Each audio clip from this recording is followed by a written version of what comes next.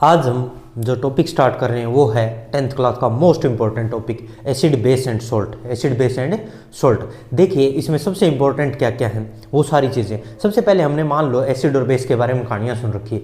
Acid sir खट्टे होते हैं, सोरिन टेस्ट। बेस होता है वो बिटरिन टेस्ट, कड़वा होता है सर। क्या तुम हर एक एसिड और बेस को तुम्हें ला के दे दूँ 20-25 एसिड और बेस, उनको चख चख के देखोगे क्या? हर एक को टेस्ट करके देखोगे क्या कि ये खट्टा है सर, ये तो एसिड है, ये कड़वा है सर, ये बेस है? ऐसा नहीं कर सकते। तो इनको करने के लिए हमें क्या करना पड़ेगा? किसी इंडिकेटर का यूज करना पड़ेगा। इंडिकेटर क्या होता है? वो बला का नाम है इंडिकेटर, जो हमें इस बात की जानकारी देगी कि ये एसिड है या बेस है। सर वो कैसे दे देगा? क्या वो हमें बोल के कान में बताएगा मैं ये एसिड है सर ये बेस है? ऐसा नहीं बताएगा। तो फिर कैसे पता चलेगा? या तो वो कलर चेंज करेंगे, जो कलर चेंज करके बताए उसको एसिड बेस इंडिकेटर कहते हैं। या फिर वो ओल्फैक्ट्री इंडिकेटर, मतलब स्मेल चेंज हो जाएगी उनकी, या तो सेम स्मेल रहेगी या चेंज हो जाएगी, तो उस बेस पे पता चलेगा। उनको ओल्फैक्ट्री इंडिकेटर्स कहते हैं। ठीक है सर, तो इंडिकेटर्स से हमें पता चलेगा कि कौन एसिड है कौन बेस है। तो आज हम जो टॉपिक पढ़ रहे हैं इसके अंदर इंडिकेटर्स के बारे में पढ़ेंगे। सबसे पहले तो कोई पूछे कि टॉपिक क्या है, तो एसिड और बेस के बारे में है। एसिड और बेस के बारे में है। एसिड होते हैं वो कैसे होते हैं टेस्ट में? सोर खट्टे होते हैं सर। और बेस होते हैं वो कैसे होते हैं टेस्ट में? बोलो बेस, बिटरिन टेस्ट सर, कड़वे होते हैं सर। तो क्या हमें इनके बारे में, ये कड़वा है या ये खट्टा है, इसके बारे में जानकारी कौन देगा? बताओ जल्दी से रे, कौन देगा? इंडिकेटर। तो इंडिकेटर हमारा जो आज का मेन टॉपिक है वो क्या है? इंडिकेटर रहने वाला है। ऐसे हम हर एक को चख के या फिर टेस्ट करके नहीं बता सकते। तो इसलिए हम क्या पढ़ने वाले हैं? सबसे पहले जो इस टॉपिक पढ़ना चाहिए हमें, क्या पढ़ना चाहिए? इंडिकेटर्स। आज का टॉपिक है इंडिकेटर्स। देखिए इंडिकेटर्स क्या होते हैं, कैसे क्या काम करते हैं। इंडिकेटर वो चीज़ है जो हमें किसी भी सब्सटेंस के बारे में बताएगी कि एसिड है या बेस है। तो हम लिखने वाले हैं एन इंडिकेटर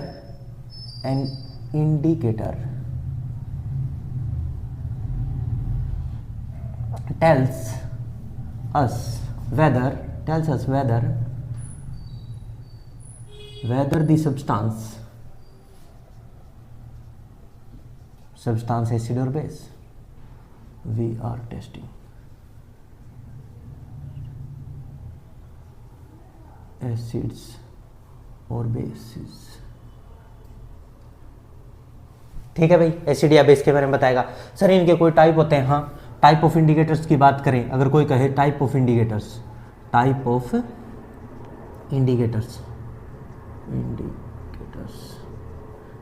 के कोई टाइप हैं? यस, इंडिकेटर के टाइप हैं दो तरह के। देख, एक एसिड बेस और एक है ओल्फैक्ट्री। एसिड बेस इंडिकेटर होता है एक तो एसिड बेस इंडिकेटर, और दूसरा बोल ओल्फैक्ट्री इंडिकेटर। सर कैसे पता चलेगा? देखिए तो ये जो हमें जानकारी देगा कैसे देगा? कलर चेंज करके, कलर चेंज करेगा। ये कलर चेंज से हमें जानकारी मिलेगी कि इसने रंग बदल लिया, मतलब ये या तो एसिड है या बेस है। वो हम लर्न कर लेंगे अभी धीरे धीरे। और ये स्मेल चेंज करके देगा हमें जानकारी, स्मेल चेंज होगी या नहीं होगी ऐसे पता लगेगा। ठीक है सर, ओल्फैक्ट्री हो गया, ओल्फैक्ट्री और ये हो गया। सर कुछ इसके एग्जांपल दे दो आप, कुछ इसके एग्जांपल हमें भी पता लग जाए क्या क्या होता है। तो देख लो भाई क्या क्या चीज़ें हैं जो इससे तुम्हें पता चले। जैसे मैं तुम्हें एक टेबल के फॉर्म में बताता हूँ, इनको उधर बता देता हूँ टेबल में और इनको इधर बता देता हूँ। देखो एक टेबल तैयार कर रहा हूँ, उस टेबल को ध्यान से देखना। एसिड बेस इंडिकेटर जो कलर चेंज करते हैं उनकी टेबल आ रही है। सबसे पहले एक लिटमस सुना है कभी रे? लिटमस शब्द सुना हो किसी ने? लिटमस का एक सॉल्यूशन होता है, जो कि पर्पल कलर का होता है। कैसे कलर का होता है? पर्पल कलर का होता है। ठीक है सर, लिटमस पर्पल कलर का होता है, पता चल गया सर। टर्मरिक सुना? हल्दी, टर्मरिक हल्दी येलो कलर की होती है। Yes sir. एक मिथाइल ऑरेंज सुना है? मिथाइल ऑरेंज होता है सर एक इंडिकेटर। ठीक है। एक फिनोप्थलीन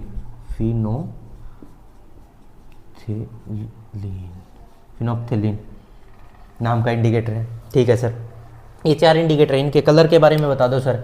इसका जो सॉल्यूशन, एक देखो लिटमस पेपर होता है, वो ब्लू और रेड दोनों होते हैं, पर मैं लिटमस सॉल्यूशन की बात कर रहा हूँ जो कि पर्पल कलर का होता है। कैसे कलर का होता है लिटमस सॉल्यूशन?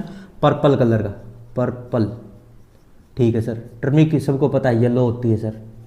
ठीक है, येलो और ये ऑरेंज नाम में ही ऑरेंज है, मिथाइल ऑरेंज नाम का एक सॉल्यूशन होता है। फिनोप्थिलीन कैसे कलर का होता है सर? कलर होता ही नहीं, कुछ कलरलेस होता है। ठीक है भाई, ये तो इनके ओरिजिनल कलर की बात होगी। अब मैं दो तरह के सॉल्यूशन लूंगा इसमें, एक एसिडिक और एक बेसिक सॉल्यूशन लूंगा। एसिड में ये कैसा कलर कर लेंगे और बेस में अपना कलर को कैसा कर लेते हैं वो देखना हमें। तो देखना भाई, एक तो मैं यहाँ एसिड डाल लूँगा इसके अंदर, और या फिर मैं बेस डाल लूँगा बेसिक सॉल्यूशन। तो मेरे को कैसा कैसा कलर देंगे, एसिड में कैसा कलर चेंज करते हैं और बेस में कैसे करते हैं देखना। तो जैसे ही इसको एसिड में डाला जाए, पर्पल कलर लिटमस के अंदर कोई एसिड डाला जाए या इस सॉल्यूशन को एसिड में डाला जाए, तो ये कैसा कलर कर लेता अपना? रेड हो जाएगा। ये कैसा हो जाएगा? रेड। ठीक है सर। और बेसिक सॉल्यूशन में डाला जाए तो सर ब्लू हो जाएगा। कैसा हो जाएगा? ब्लू। ठीक है सर, कलर चेंज हो गया, एसिड में जाएगा। जैसे ही मैंने लिटमस सॉल्यूशन को पर्पल से रेड होते हुए देखा, मतलब मैंने एसिडिक सॉल्यूशन में डाला, और पर्पल को जैसे ही मैंने ब्लू होते देखा, मतलब वो बेसिक सॉल्यूशन है। ठीक है सर। टर्मरिक का सर मैंने हल्दी का कोई दाग धब्बा कपड़े पे लग जाता है, उसको सरप या सोप के सॉल्यूशन में डाला जाता है ना, तो वो रेड कलर का हो जाता है। और जो सोप या डिटर्जेंट होता है वो कैसा होता है? बेसिक नेचर का होता है। बेस में येलो से कैसा हो जाता है? रेड। टर्मरिक बेस में येलो से रेड हो जाता है सर, येलो से रेड हो जाता है। और सर एसिड में कैसा होता है? येलो का येलो ही रहता है भाई, कोई चेंज नहीं आता, येलो का येलो ही रहता है, जैसा होता है वैसा ही। ठीक है सर। और मिथाइल ऑरेंज होता है सर, ओरिजिनल तो ऑरेंज है, और कलर चेंज एसिड के अंदर जाती कैसा हो जाएगा? रेड, रेड हो जाएगा। और इसमें सर, इसमें येलो रहेगा, इसमें येलो हो जाएगा, येलो हो जाएगा, ऑरेंज से थोड़ा सा येलो इस कलर आ जाएगा। और ये फिनोप्थिलीन होता है, ये सर ये कलरलेस है ना, तो कलरलेस ही रहेगा। कहाँ? एसिड के अंदर तो ये रहेगा कलरलेस ही, कलरलेस ही। पर इसके अंदर जाते ही ये थोड़ा सा पिंक कलर का हो जाएगा। कैसा हो जाएगा रे? पिंक कलर का हो जाएगा बेस में जाते ही। तो ये टेबल सबको समझ में आई। लिटमस नाम का एक सॉल्यूशन है जो पर्पल कलर का होता है, एसिड सॉल्यूशन में डालते ही वो कैसा हो जाएगा? पर्पल से रेड। बेसिक में डालते ही वो पर्पल से ब्लू। ठीक है। टर्मरिक हल्दी का जो सॉल्यूशन होता है सर वो येलो हो जाएगा एसिड में जाते ही, और बेस में जाते ही रेड हो जाएगा। ठीक है। मिथाइल ऑरेंज नाम का जो सॉल्यूशन होता है वो ऑरेंज कलर का होता है, वो रेड हो जाएगा एसिड में डालते ही, और बेस में डालते ही येलो। फिनोप्थिलीन कलरलेस होता है, वो कलरलेस ही रहेगा, एसिड में कोई चेंज नहीं आएगा, पर बेस में डालते ही वो कैसा हो जाएगा? पिंक हो जाएगा। तो ये तो थोड़ी सी बातें हुई एसिड बेस इंडिकेटर्स की, 4 इंडिकेटर मैंने याद करवाए, ये याद कर लें साथ साथ। ठीक है सर, ये हो गया मेरे को। अब और बताओ आप ओल्फैक्टरी के बारे में बताओ सर। ओल्फैक्टरी जो स्मेल चेंज करने वाले, देखो ओल्फैक्टरी वालों की भी एक टेबल तैयार करके दे देता हूं तुम्हें, देखना इधर। एक तो ओनियन सुना हो? ओनियन, ओनियन, ओनियन तो सबको पता है, प्याज होता है। वेनिला एक्सट्रैक्ट, इनकी अलग अलग स्मेल होती है। प्याज की स्मेल सबको पता, वनीला एक्सट्रैक्ट की भी पता, क्लोव ऑयल होता है उसकी भी पता सभी को। देखिए, तो ये 3 हैं, इनकी टेबल मैं तैयार करके दे रहा हूं तुम्हें। एसिड में कैसे करेंगे स्मेल, और बेस में कैसे करेंगे देखना भाई। सर यहाँ एसिड लिख लो और यहाँ बेस। ठीक है भाई। ओनियन को जैसे ही एसिडिक सॉल्यूशन में ओनियन के सॉल्यूशन को डाला जाए तो वो स्मेल सेम की सेम रहती, स्मेल रिटेन्स, स्मेल वैसी की वैसी रहेगी। वेनिला एक्सट्रैक्ट भी स्मेल रिटेन्स, और क्लोव ऑयल भी स्मेल रिटेन्स, पर बेस में डालते ही इसमें कोई स्मेल नहीं आएगी, स्मेल गायब, इसमें भी और इसमें भी। ये टेबल तैयार कर लेना भाई पूरी की पूरी। ठीक है। तो इस तरह से हमें पता चला कि ओल्फैक्टरी तो ऐसे कलर स्मेल रखेंगे या नहीं रखेंगे उससे पता चलेगा, और जो कलर चेंज कर देंगे वो एसिड बेस इंडिकेटर कहलाएंगे, और जो स्मेल को चेंज करें वो कौन से कहलाएंगे भाई? Olfactory indicator. सर ठीक है, यहाँ तक तो समझ में आया। थोड़ा सा लिटमस पेपर के बारे में बहुत सारी जानकारियाँ हैं बुक्स के अंदर, वो भी दे दो हमें। लिटमस पेपर क्या होता है, लिटमस सॉल्यूशन के बारे में तो आपने बता दिया, पर्पल कलर का होता है, एसिड में रेड हो जाता है और बेसिक में ब्लू हो जाता है। पर लिटमस पेपर भी सुना सर मैंने, रेड से ब्लू और ब्लू से रेड वाली बात, वो बताओ थोड़ी सी। चलो उसके बारे में बात कर लेते हैं। चलिए इसको यहाँ लिख देते हैं, लिटमस पेपर के बारे में भी कुछ जानकारी तुम्हें दे ही देते हैं। देखो भाई, लिटमस होता है ना, एक तो सॉल्यूशन की फॉर्म में मिलता है, और दूसरा हमें किसकी फॉर्म में मिलता है? पेपर की फॉर्म में मिलता है। तो दोनों के बारे में जानकारी दे देता हूँ। जो लिटमस चाहे पेपर हो चाहे सॉल्यूशन हो, ये लिया कहाँ से जाता है? एक लाइकेन नाम की एक प्लांट किंगडम के अंदर थैलोफाइट्स आते हैं। थैलोफाइट्स मतलब एल्गी होती है, एल्गी और फंगी के कॉम्बिनेशन से एक लाइकन नाम की चीज बनती है। उस लाइकन के एक्सट्रैक्ट से हमें क्या मिलता है रे? लिटमस मिलता है। लिटमस पेपर भी और सॉल्यूशन भी सब उसी से तैयार किए जाते हैं। तो देखिए ये क्या भला है। देखिए पहली बात तो ये नेचुरल इंडिकेटर है। क्या है? Natural indicator. सर नेचुरल का और आर्टिफिशियल भी होते हैं। हाँ, नेचुरल इंडिकेटर वो इंडिकेटर होते हैं जो कि नेचर से ऑब्टेन्ड होते हैं, और आर्टिफिशियल वो होते हैं जो कि आर्टिफिशियली तैयार किए जाते हैं, लेबोरेटरी में तैयार किए जाते हैं। तो अगर एसिड बेस की तरह ही अगर टाइप की एक और टाइप की बात करूँ मैं, टाइप्स में एक और देख लो। एक होते हैं natural indicator,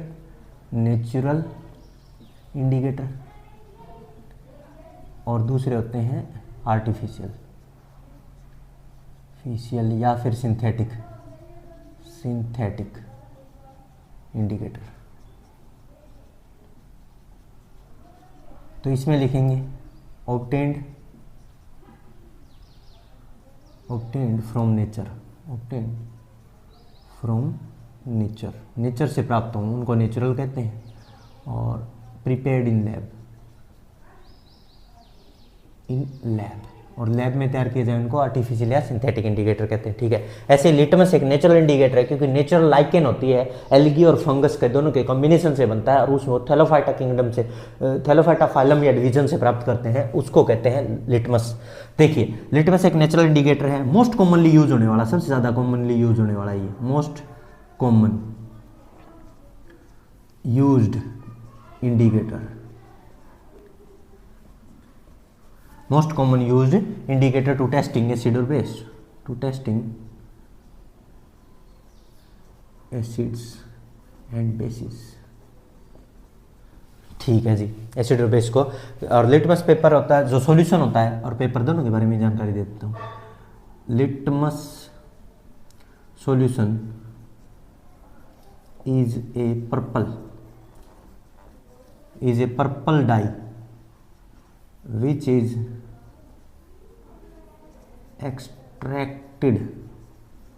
extracted from a type of plant called lichen। ये नाम याद रखना भाई, ये इंपॉर्टेंट है, lichen, LICHN, lichen। ठीक है, इंपॉर्टेंट है ये, लाइकेन से ऑब्टेन्ड होता है। और लाइकेन क्या होती है, मैं थोड़ा सा तुम्हें जानकारी देता हूँ। लाइकेन होती है, कॉम्बिनेशन होता है ऑफ एल्गी और फंगी, एल्गी प्लस फंगी, दोनों का कॉम्बिनेशन से ऑब्टेन्ड किया जाता है इसको, एल्गी और फंगी के कॉम्बिनेशन से इसको ऑब्टेन्ड किया जाता है लाइकेन। और एक नेचुरल इंडिकेटर, क्योंकि नेचर में अपने आप ही ऑब्टेन्ड हो रहा है हमें। ठीक, तो लिखें litmus can be used in the form of solution or in the form of paper की फॉर्म में भी इसको ऑब्टेन किया जाता है। तो पेपर की फॉर्म में जो होते हैं, टू टाइप के होते हैं, two types of litmus paper. कौन कौन से? ब्लू लिटमस पेपर और रेड लिटमस पेपर। ब्लू और रेड दो तरह के पेपर होते हैं। सर ब्लू और रेड के बारे में भी जानकारी दे दो। देखो, अगर मैं बात करूं एसिडिक मीडियम की,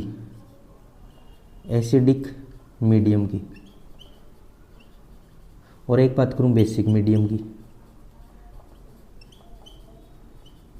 ठीक है। तो देखना, जो एसिडिक मीडियम है ना, इसमें दोनों की जानकारी देता हूँ, ब्लू वाले की भी और रेड वाले की भी। इसमें अगर हम बात करें रेड वाले की और ब्लू वाले की, दोनों की बात करेंगे ना हम, तो एसिडिक मीडियम में रेड वाला किस में कन्वर्ट हो जाएगा? अरे तुरंत रेड वाला रेड ही रहेगा, ठीक है। और ब्लू वाला क्या हो जाएगा? ब्लू वाला भी क्या हो जाएगा? रेड हो जाएगा। ब्लू भी क्या हो जाएगा? रेड हो जाएगा, ठीक है सर। और बेसिक मीडियम में जो रेड है वो क्या हो जाएगा?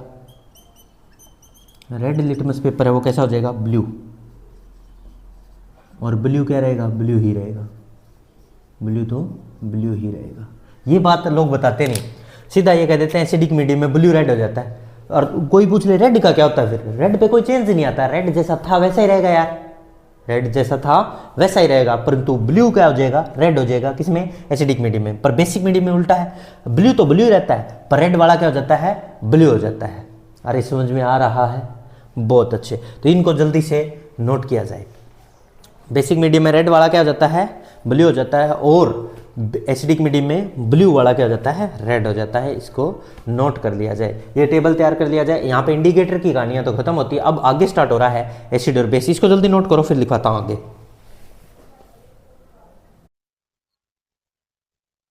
लिख लिया होगा, मैं अब इसको रफ करने जा रहा हूं, मैं रफ कर देता हूं, सभी ने नोट कर लिया है।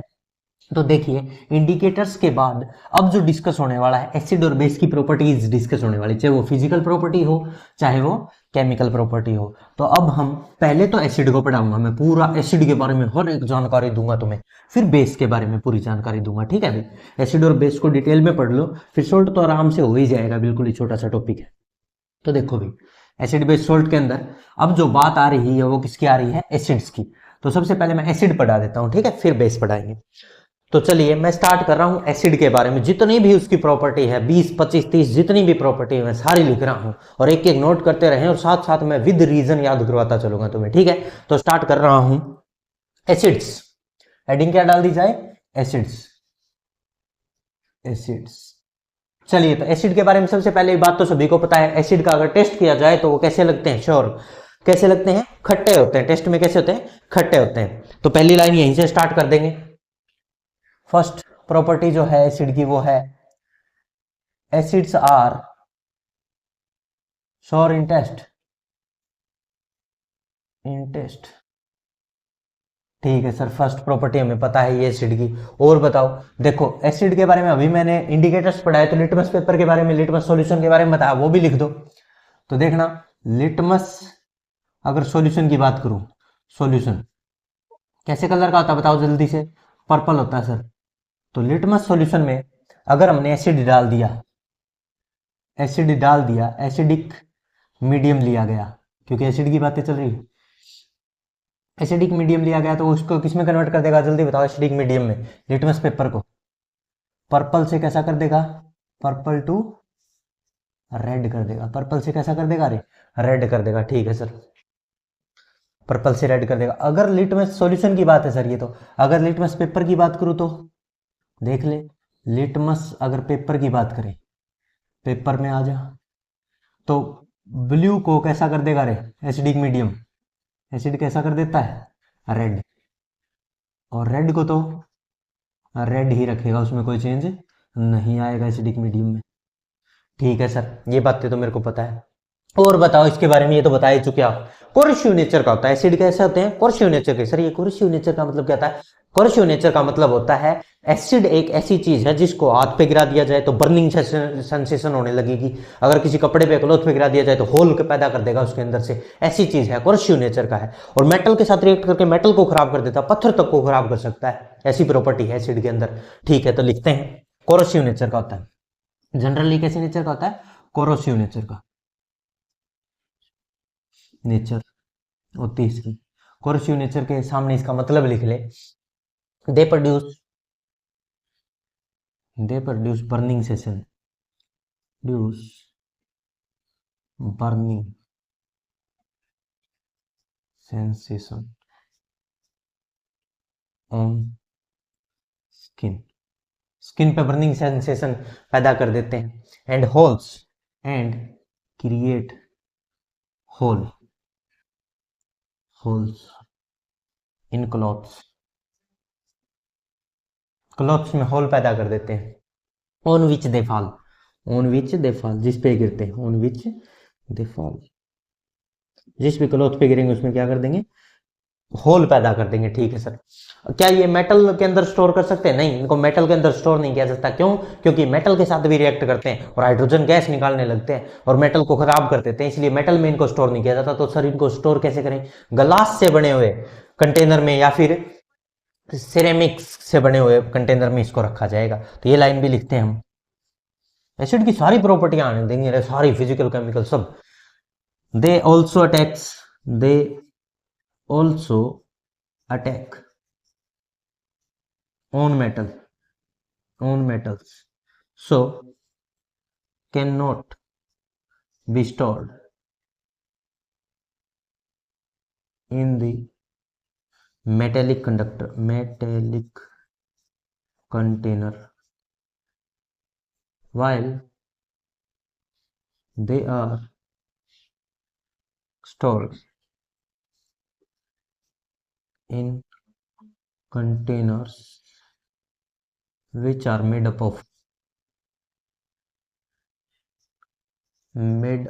of ग्लास और एक और मटेरियल होता है जिसको सिरेमिक्स कहते हैं। ग्लास और सिरेमिक्स इंपॉर्टेंट है भाई, सिरे ठीक है भाई, सिरेमिक्स के कंटेनर में इसको रखा जाता है। ठीक है सर, ये 5 प्रॉपर्टी मैंने याद कर ली। एसिड्स और टेस्ट में होते हैं। लिटमस पेपर पर्पल को ये रेड कर देते हैं, लिटमस पेपर में ब्लू को रेड कर देते हैं, रेड को रेडी रखते हैं। कोरेसिव नेचर का तो होल पैदा कर देता है, स्किन में बर्निंग सेंसेशन, मेटल को खराब कर देता है, इसलिए मेटल में स्टोर नहीं करते। इसके लिए स्पेशल सिरेमिक्स या ग्लास के बने हुए कंटेनर्स होते हैं, उनमें इनको रखा जाता है। ठीक है सर, और प्रॉपर्टी देख, छठी प्रॉपर्टी यहां से स्टार्ट करता हूं। 6th property, diluted solution can conduct electricity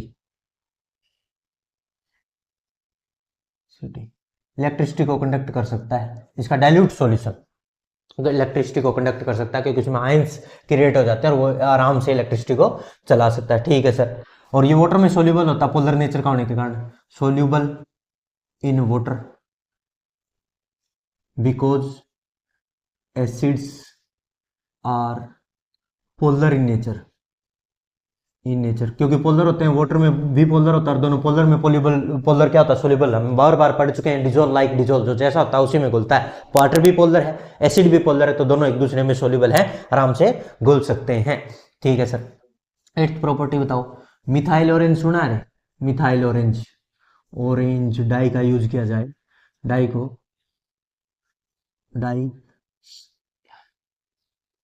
converts into red color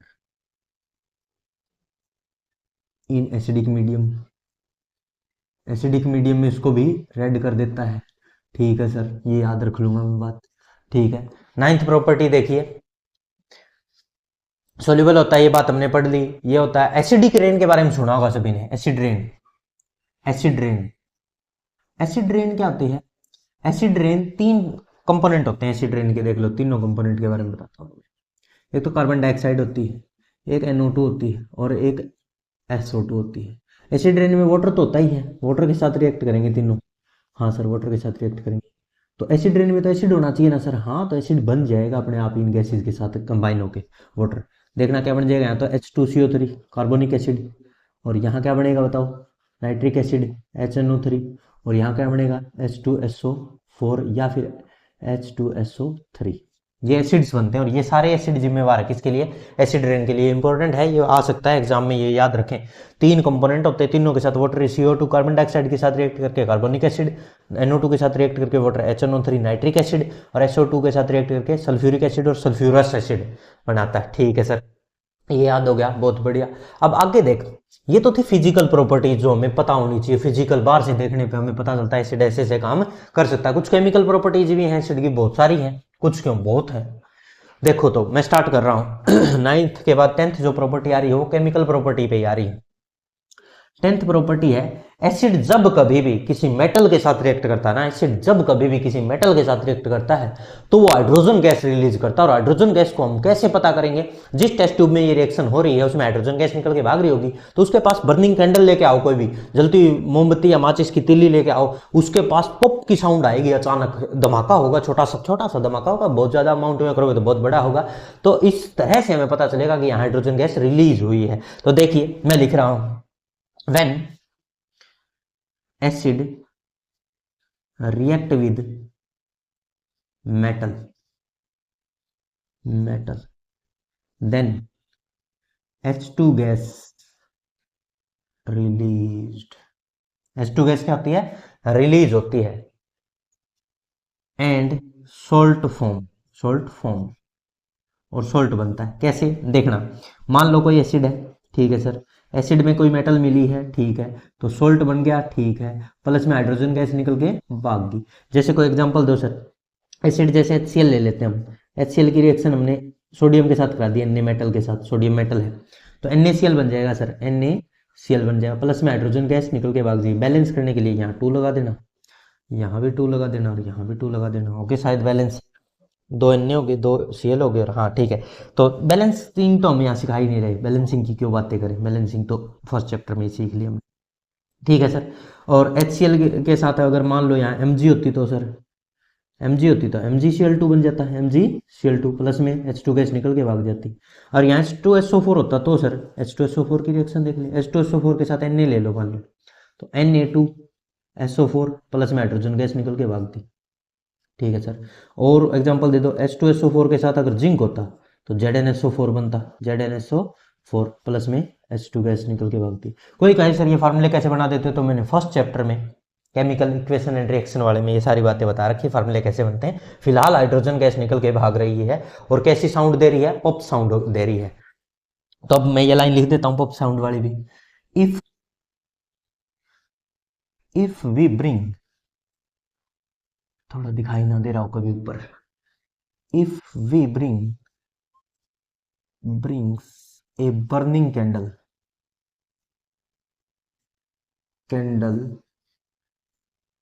near the mouth of test tube, then H2 gas burns with pop sound,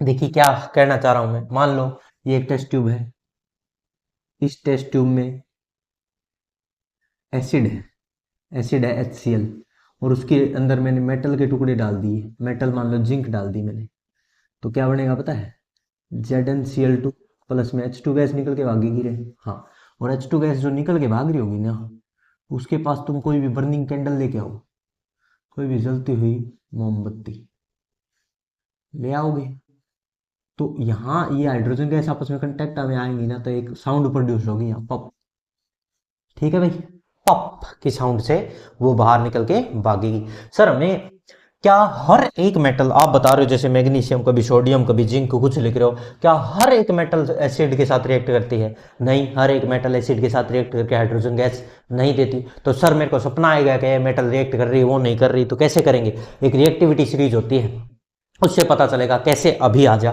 यहीं पे देख, यहीं कर देता हूं काम इसका। एक रिएक्टिविटी सीरीज है पूरी की पूरी, रिएक्टिविटी सीरीज।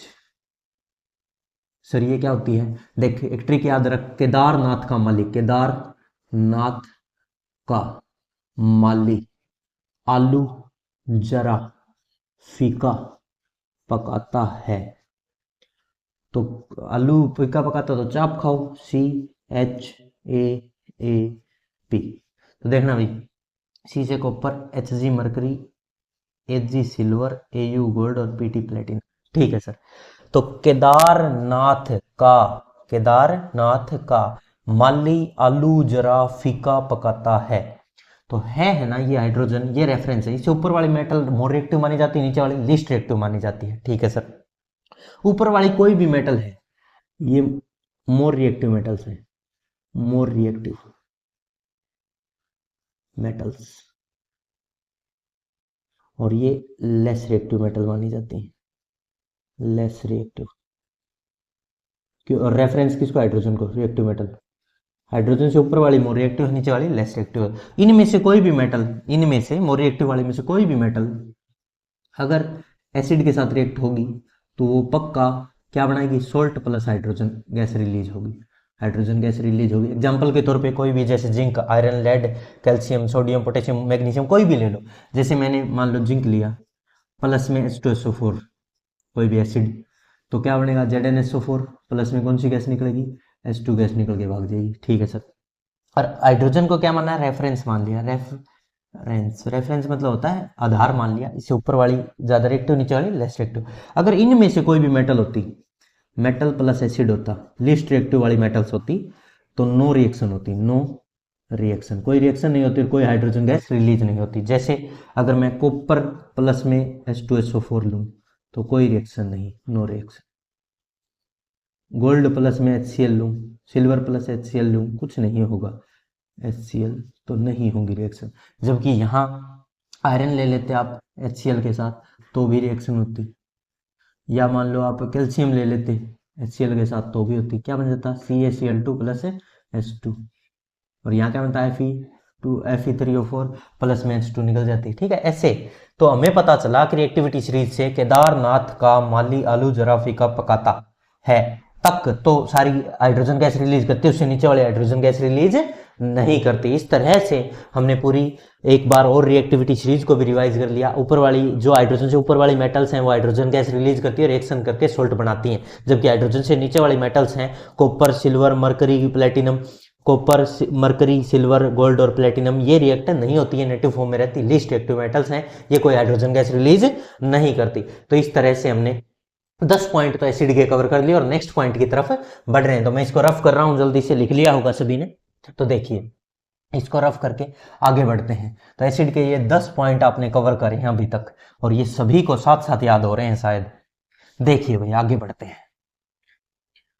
आया रही है समझ में मेटल वाला खेल, मेटल कैसे रिएक्ट करती है, हाइड्रोजन गैस देती है एसिड के साथ, और कौन सी मेटल देती है और कौन सी नहीं देती है हाइड्रोजन गैस, ये भी हमें पूरी जानकारी हो चुकी है। तो इससे अब आगे देख लें भाई क्या क्या है इसकी, और क्या किसके साथ रिएक्शन कर सकता है एसिड और कैसे कैसे करता है, क्या क्या प्रॉपर्टीज बाकी हैं वो देख लें। 11th प्रॉपर्टी पे आ चुके हैं हम एसिड की, और वो क्या है देख लीजिए। एसिड की जो 11th प्रॉपर्टी है, reaction of acid with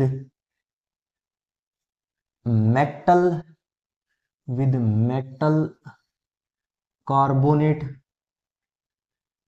and metal hydrogen carbonate nets. देखिए भाई ये क्या क्या कह रहा है। पहले तो मेटल कार्बोनेट क्या होता है सर, देख लो इधर, मेटल कार्बोनेट क्या है, कार्बोनेट्स, मेटल के साथ कार्बोनेट, कार्बोनेट का मेटल विद कार्बोनेट CO3 होता है, ठीक है। और मेटल हाइड्रोजन कार्बोनेट क्या है सर, कार्बोनेट, देख लो ये भी, ये होता है मेटल विद HCO3 होता है, HCO3 का हाइड्रोजन कार्बोनेट कहते हैं। जैसे मेटल की बात करें अगर कैल्शियम CaCO3 हो गया, मैग्नीशियम MgCO3 हो गया, ठीक है। ऐसे यहाँ बात करें Mg, जैसे Na सोडियम है, सोडियम बाइकार्बोनेट हो गया ये। तो ऐसे और भी एग्जांपल हो सकते हैं कि HNO3 के HCO3 सॉरी, ठीक है। ऐसे बहुत सारे एग्जांपल हो सकते हैं, वो तो मैं बताऊंगा ही। अभी इनके साथ इन जैसे कंपाउंड्स के साथ एसिड कैसे रिएक्ट करता है वो देखना हमें। तो देखना भाई कोई भी एसिड होगा, ठीक है सर एसिड हो गया, प्लस में कोई भी मेटल का या तो कार्बोनेट या फिर मेटल का बाइकार्बोनेट कह लो या मेटल हाइड्रोजन कार्बोनेट, इनमें से एक रिएक्ट करेगा और क्या बनाएगा, सोल्ट बनाएगा सर, एक तो सोल्ट, प्लस में कार्बन डाइऑक्साइड CO2, और प्लस में सर हाइड्रोजन नहीं वाटर H2O बनेगा ना, हाँ H2O, ये तीन चीजें देगा सर, सोल्ट, CO2 और वाटर बना के देगा। जैसे रिएक्शन करवाता हूँ सर, एसिड की जगह मैंने मान लो HCl ले लिया सर, HCl के साथ मेटल कार्बोनेट की बात कर लेता हूँ, Na2CO3 सोडियम कार्बोनेट, क्योंकि ये फार्मूले मैंने बनाने सिखा रखे हैं तुम्हें, सोडियम पे +1 चार्ज होता है, CO3 पे -2 होता है, तो ये इसके पाँव में इसके पाँव में ऐसे Na2CO3, ठीक है सर। अब सोल्ट जो बनने वाला NaCl बनेगा सर, क्या बनेगा NaCl, यहाँ 2 है तो यहाँ 2 करके यहाँ भी 2 कर दो सर, NaCl, प्लस में CO2 बन जाएगी सर, और प्लस में H2O बन जाएगा, और बाकी ये बैलेंसिंग लग रही है 2H है फिर, हाँ बिल्कुल बैलेंस भी है, बैलेंसिंग वैसे सीखनी भी नहीं इस चैप्टर में, ये हो गया। और बताओ सर एग्जांपल, जैसे HCl के साथ और कर ले, अब बाइकार्बोनेट का ले ले एग्जांपल, हाइड्रोजन कार्बोनेट, ये भी NaCl ही बनाएगा सर, NaCl प्लस में CO2 प्लस में H2O, ठीक है, बैलेंस कर लेना। तो वैसे है ही ये बैलेंस, ठीक है। और बताओ एग्जांपल, HCl ही थोड़े ना, H2SO4 के साथ देख लो, वो भी तो एसिड ही है, हाँ इन्हीं के एग्जांपल देख लो, Na2CO3, तो देखना क्या बनाएगा Na2SO4 प्लस में CO2 प्लस में वाटर, ऐसे ही बाइकार्बोनेट का देख लो, H2SO4 के साथ सोडियम हाइड्रोजन कार्बोनेट देख लो, ये क्या बनाएगा, Na2SO4 प्लस में वही CO2 और वाटर, और बैलेंस कर लेना, बस यही फर्क है। ठीक है भाई, इस तरह से हमें एक बात पता चल गई कि कोई भी एसिड होता है वो मेटल के कार्बोनेट या तो CO3 वाले या HCO3 वाले मेटल के हाइड्रोजन कार्बोनेट सबके साथ रिएक्ट करता है, एक सोल्ट देता है प्लस में CO2 देता है और वाटर देता है। ये रिएक्शन होती है किसकी, एसिड की मेटल कार्बोनेट या मेटल के हाइड्रोजन कार्बोनेट के साथ। सही है सर, ये बात मेरे को समझ में आ गई। अब और कुछ बात है, हाँ बिल्कुल, यहाँ एक टेस्ट ऑफ CO2 पढ़ सकते हैं हम, इसी के साथ एक टेस्ट ऑफ CO2 पढ़ सकते हैं। क्या होता है सर टेस्ट ऑफ CO2, बताओ, टेस्ट ऑफ CO2, CO2 का टेस्ट, भाई CO2 है इस रिएक्शन में, इस बात का पता लग जाता है। कैसे पता लगता है, देखो, कैल्शियम हाइड्रोक्साइड, ये सुना है किसी ने, यहां पढ़ाई देता हूं, ये कैल्शियम हाइड्रोक्साइड एक बेसिक नेचर का, वैसे तो इसकी रिएक्शन अगर CO2 के साथ हो, ये इंपॉर्टेंट है, एनसीईआरटी में एक्टिविटी में दिया मिलेगा, CO2 के साथ इसकी रिएक्शन हो, ये बेस है, ये एसिड है, एसिड और ये CO2 होती है, एसिडिक नेचर की होती है, मैं बता रहा हूं, तुम्हें याद नहीं है तो रीजन भी बताऊंगा इस चीज का, ये बेसिक होती है।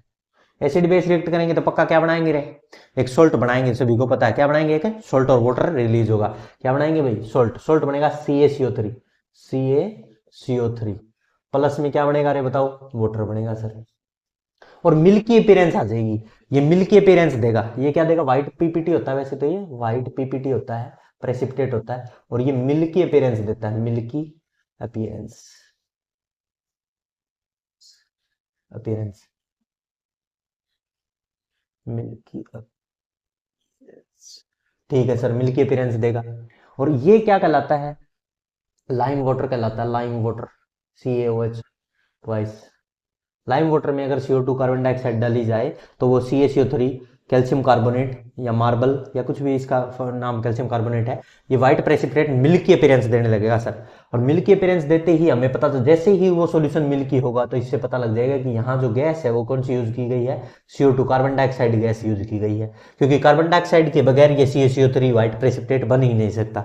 सही है, अगर मान लो किसी ने एक्सेस में, बहुत ज्यादा मात्रा में एक्सेस में दे दी CO2, एक्सेस CO2 पास कर दी, और भी ज्यादा CO2 आती रही, तो ये भी वापस रिएक्ट कर जाएगा किसके साथ, CO2 के साथ और वाटर के साथ रिएक्ट कर जाएगा, और क्या बना लेगा वो देख लीजिए, CaHCO3 whole twice, hydrogen carbonate बन जाएगा, कैल्शियम का हाइड्रोजन कार्बोनेट बना लेता है, और ये सोल्यूबल होता है पानी के अंदर, क्या होता है, सोल्यूबल, सोल्यूबल इन वाटर। सो जो मिल्की अपीयरेंस थी वो, मिल्की अपीयरेंस थी वो क्या हो जाएगी, disappear, disappear, milky appearance disappear हो जाएगी जैसे एक्सेस ऑफ CO2 पास कर दोगे, एक लिमिटेड अमाउंट में करोगे तो वो मिल्की रहेगा, और एक्सेस में कर दोगे तो वो डिसअपियर हो जाएगी, ये भी याद रख लेना, क्योंकि बाई हाइड्रोजन कार्बोनेट्स की बात आई तो इसलिए मैंने साथ में ये टेस्ट भी बता दिया, टेस्ट ऑफ CO2 कहते हैं भाई इसको। ठीक है, तो ये बातें याद रखें। अब आगे बढ़ते हैं उसकी और प्रॉपर्टी की तरफ। ये कितनी प्रॉपर्टी होगी भाई एसिड की, 11 प्रॉपर्टीज कंप्लीट हुई। अब बात करते हैं कौन सी प्रॉपर्टी की, 12th प्रॉपर्टी की। ये रफ कर दूं भाई तो देखते रहें। 11th प्रॉपर्टी समझ में आई सभी को। अब देखिए 12th property of acid. Acid बहुत सारी रिएक्शन देता है, acid base reaction, neutralisation reaction होती है, सॉल्ट देता है, ये भी सभी को पता होगा। तो देख लीजिए 12th प्रॉपर्टी एसिड की। एसिड की जो 12th प्रॉपर्टी वो कहता है acid reacts with base to give salt and water, salts and water. देखिए भाई कह रहा है कि एसिड में अगर बेस मिला दिया जाए, एसिड में अगर बेस मिला दिया जाए तो वो सॉल्ट बनाता है। हाँ सर सॉल्ट बनाता है, प्लस में वाटर रिलीज करता है। जैसे एक मोस्ट कॉमन एग्जांपल HCl और NaCl का। HCl एक एसिड है और NaOH एक बेस है, और दोनों से मिलके NaCl बनेगा, प्लस में वाटर बनेगा, और ये बैलेंस भी है रिएक्शन।